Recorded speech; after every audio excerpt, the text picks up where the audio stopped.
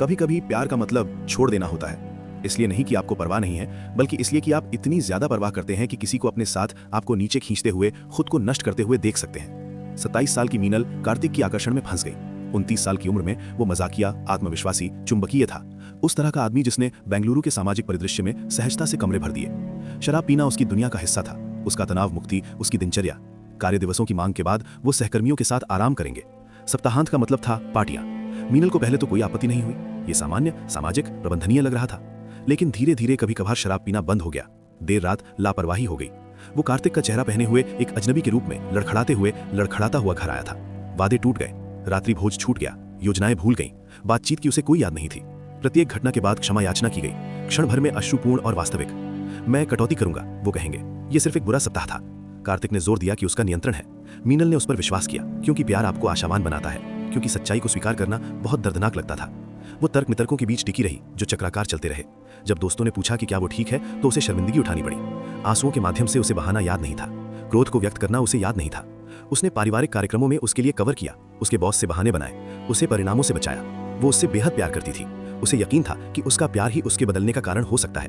लेकिन लत प्यार का जवाब नहीं देती, ये उसे निगल जाता है। अंत तक, एक रात तक, एक ऐसी रात जिसका महत्व होना चाहिए था, उसके भाई की सगाई, एक ऐसी घटना जिसके बारे में वो हफ्तों तक बात करती रही थी। कार्तिक ने वादा किया था कि वो वहां रहेगा, शांत, उपस्थित। उसने कभी नहीं दिखाया। घंटे बीत गए, कॉल अनुत्तरित रहीं। वो पूरी शाम मुस्कुराती रही। चिंता और अपमान से उसका पेट फूलता रहा। आखिरकार आधी रात को उसने नशे में धुत होकर फोन किया, धीरे धीरे माफी मांगते हुए, जो उसने पहले सैकड़ों बार सुना था। ये बताने में असमर्थ था कि वो कहाँ था, या ये रात उसके वादों से अलग क्यों थी। उस रात आयोजन स्थल के बाहर अपनी कार में अकेली बैठी मीनल को एक दुखद बात समझ में आई।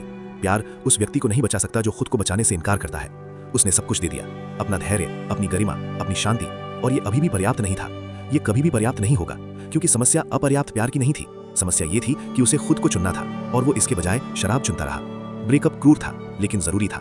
कार्तिक गिड़गिड़ाया, रोया, इस बार सचमुच बदलाव का वादा किया। मीनल कांपती हुई चली गई। हर कदम पर उसे विश्वासघात और जीवित रहने का एहसास एक साथ हो रहा था।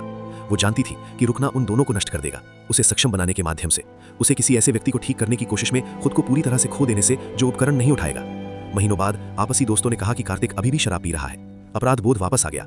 शायद उसे रुकना चाहिए था और प्रयास करना चाहिए था, लेकिन उसके थेरेपिस्ट ने उसे समझने में मदद की कि छोड़ना परित्याग नहीं है, ये उसके आत्मविनाश में भागीदारी करने से इनकार कर रहा था। जब वो खुद को नहीं बचा रहा था, तो ये खुद को बचाने का विकल्प चुन रहा था।